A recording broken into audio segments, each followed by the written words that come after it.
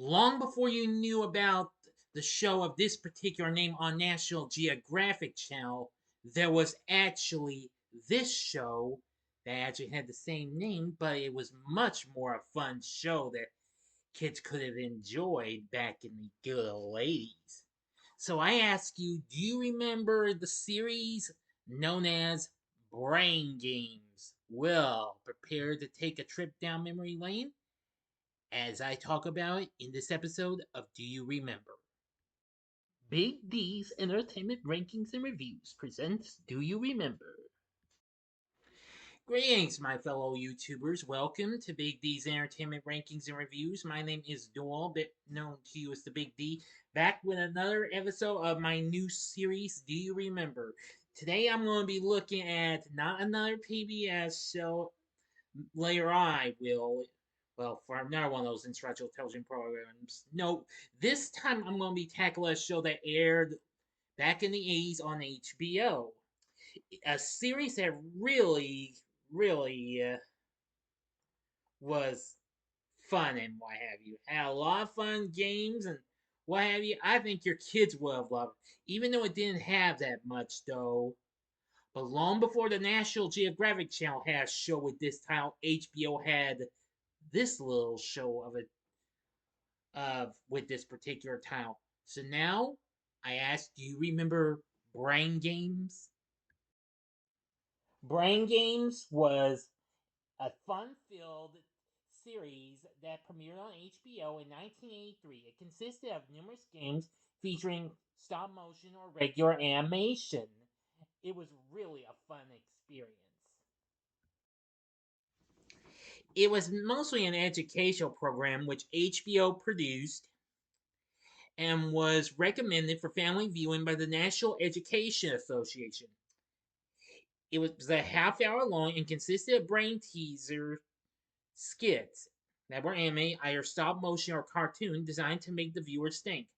Now, it was the first attempt at a show focused on educational skits for the network, long before Crashbox came out 15 years later. Now, I've never actually watched Crashbox, but I've heard of the show, though. The series was created by Sheila Nevins, who, of course, is currently um, a television producer and head of MTV documentary films at MTV Studios. Now, she was actually the previously president of HBO documentary films. Now, let's see here.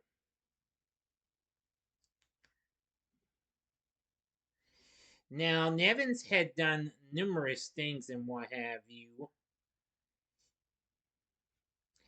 Now, she actually worked on a TV show called The Great American Dream Machine back in the 70s.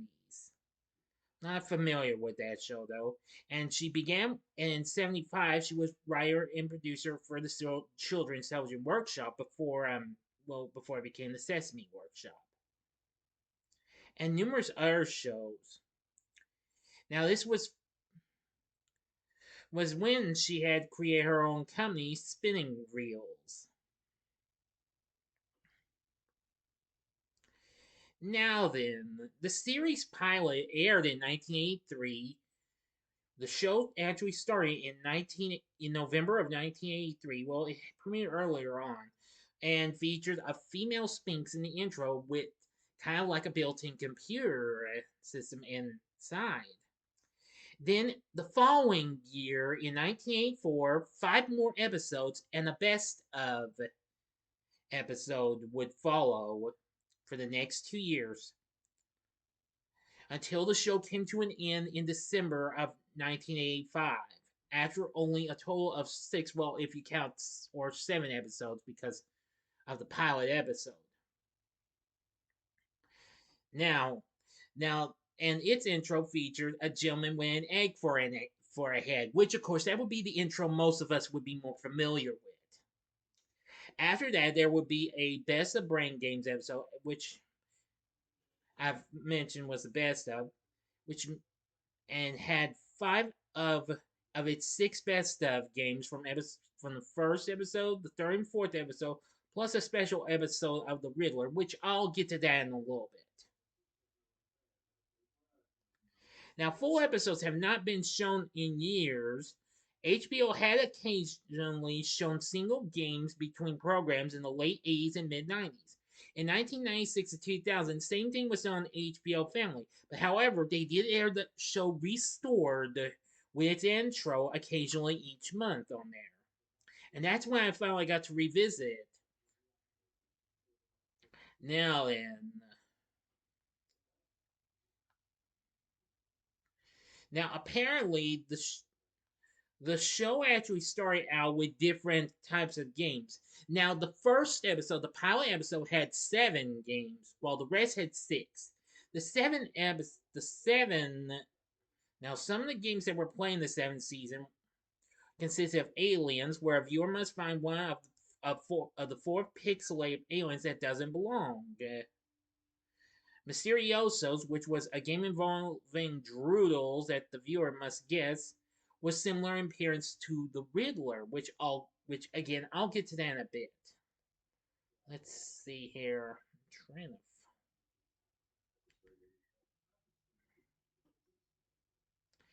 There was Luftbad, which was the first of which was kind of a precursor to the 3 scrambled word games. Read Between the Lines was another one that was in the pilot, which was essentially a rebus puzzle in which the voiceover tells a story, then pauses as a word puzzle is displayed. And the viewer has to guess what it means. For example, I and the word right and another eye means right between the eyes. Let's see here. Odd Card Out was featured and was replaced with a different game that was similar to it. Now, the idea was that 4 cards were dealt with different pictures, but one was set apart from the rest based on the question asked. It was based on numerous things, though. But I'll talk about Safari Solitaire, which that was after this in a moment. And then there was Faces, which was a precursor to the segment Who's a Whatchamacallit, which I'll get to that in a little bit. And they were very similar, showing images, and you had to guess what it is before it came out officially. The only other game that was shown, which I'm going to go ahead and get to right now for the rest of these games, was Earplay from both the original episode and play on in episodes 3 and 4 of the originals, of the Layers episodes, consisted of 5 different sounds being made. First, the viewer simply heard the sound for about 15 seconds, then the sound would be rewound and replayed, this time with corresponding video footage. Now, in all 3 showings, at least one of the sounds was an actual arcade game. The next segment was Digitville, which was in a couple of episodes.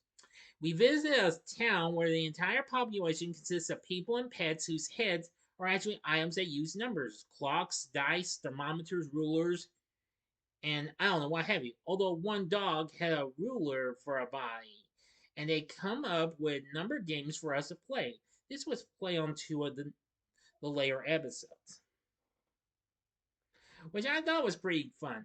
Now, since I've already mentioned Faces, let's talk about this and its follow-up, Who's a Whatchamacallit, which was played on in 4 episodes of the later series. Since that and Faces were similar, they show initially a distorted image while the voice gives clues until the image is clear. Each one started with a superhero and ended with a monster. Aside from the Faces prototype, which ended with Dracula but began with the Mona Lisa, as well as the last of the Who's a Whatchamacallits, which was ended by 2 superheroes, Spider-Man and the Incredible Hulk. In the Faces prototype, one distorted image has an illustrated cameo of Red and Moki from Fraggle Rock, which actually premiered on HBO the same year. Well, actually premiered earlier that same year in 1983. I need to talk about this show. I failed to give y'all a TV log of that, but I'll talk about it. The next segment is Tales of Rongovia. It's essentially an anarchism. Anachronism. Excuse me. I'm getting tongue tied. No, let me rephrase. Anachronism quiz. And this segment goes back into history where a historical person is faced with a dilemma. Each dilemma involves showing four different items that would be, well, all be useful for the person in question, but in all but two, one of the items wasn't available to them at the time. In the other two, only one of the four items was available. It's the job of the viewer to guess which one couldn't, or in the case of the other two, could be used. A real tricky game, indeed. Then there's the Riddler, where we see just this here animated mouth with big teeth called named Chuck Roast. He hosts a game full of riddles, and boy, sometimes we hear in the audience booing, it's like, "Hey, stop booing! Stop booing!" Yeah. Now, in the best of episode, Chuck would read off the winners of a contest for the absolutely positively worst riddles in America. And believe me, that was really funny. Now there were two memory games that was used. Memory Rock, which was used in the first episode, and Memory Workout, which was used in the third episode. Now, four people are shown either in a rock band for rock or exercising, which was for workout. And questions are asked that involve how many of them are of a specific way, either what they are wearing or what they are doing. Both of them asked the question where the answer was none. Now, in rock, the final question had nothing to do with numbers, but was what the name of the song the band was singing. And in workout, the final question had nothing to do with the people exercising, but with the piano player. Now, after Odd Card Out in the pilot, we had Safari Solitaire. Now, it was specifically geared towards animals, and let me tell you, I like how the announcer kind of gets scared after one question. Well, it always happens at the beginning for the intro and what have you. And suddenly scares the car like, ah, what was that? Was that a little animal or what have you? And then we go to another game. Now, okay, now again, Safari Solitaire was specifically geared towards animals and occasionally humans as well. And I always like how it ends. And that's it for Safari Solitaire, my favorite game. And then a crocodile goes, ah, what time's the next bus to Texas? Yeah, that was funny. Uninvited guest. That was in episode number 2, where groups of 4 people who look like they belong together come into a very upscale party, but one doesn't belong. It is later revealed which one is uninvited. Then there's Eyewitness, which was featured in episode 4. A man goes in and quietly robs a bank. Then 6 hours later, 4 suspects are caught, and the viewers must guess which one was the robber, while remembering that only certain things can naturally be changed on a person in a 6-hour time span, and that nothing on the suspect is fake or anything. If you want to know that, just watch. I'll get to that in a bit. There was museum mistakes. I think this was from episode 2, but I could be wrong. I know I recently watched this series the other day. Anyway, it's Santa Museum, and every picture shown includes something out of the ordinary. For example, one picture, which was Jan Steen's The Feast of St. Nicholas, featured an animated cameo of the Cookie Monster from Sesame Street. Yeah. There's eyeball twisters, which that was in the final episode. Things are shown so close up so as to not be able to tell what they are immediately. Meanwhile, a voiceover gives clues until the object is revealed. Now, for the other scrambled games, now the Luftball was all things regarding to a typical football game as it was played in the pilot episode. Next up would be Acep's Javoya Space Voyage. Involved things an alien named BLT runs into as he makes his way home after spending quite an amount of time exploring space, which that happened in episode number 1. Splatnart, or Transplant, which was in episode 2. It was produced by Fred Garbers. Jan Perlman produced the Space Voyage one. Now, I don't really know about all the people who worked on this, but anyway. And involved a mad scientist named Dr. Gibberish and his female assistant Nurse Feverish creating a monster as the viewers unscramble inner parts of the body. Then there's, in the final episode, if I remember, yes, Maine Tath Storp, named that sport, which was produced by Bill Davis. It appeared in game show format in which different contestants have a sport described to them. Both they and the viewer have to unscramble its name. After each segment, the voice over summed up the previous action with the key words back in their scrambled states. Additionally, in the episodes in which they appeared, they were the final game of the show. Really something, huh? Unidentified flying pranksters. I think this was in the 4th episode or the last episode. There were so many of these. That's when a group of wild aliens come to a typical town and changes one minor detail from what was originally seen. The viewers must guess what they did. And this was the last game in episode 3, The Inspector and the Lost Princess, which its title card kind of parodied the Indiana Jones logo. Involved an inspector reading a letter to find a princess, which was actually a rebus puzzle, which Bill Davis had also produced. At the now for the 5-episode run and the best of episode, we start out after we see the intro, and now game number 1, and then it goes on to 2 to 3, 4, 5, and then game 6, the final game. After the 6th one, we hear a sad and crying voice saying, "Brain Games is now over." And then they said the best of Brain Games is now over in the best of episode.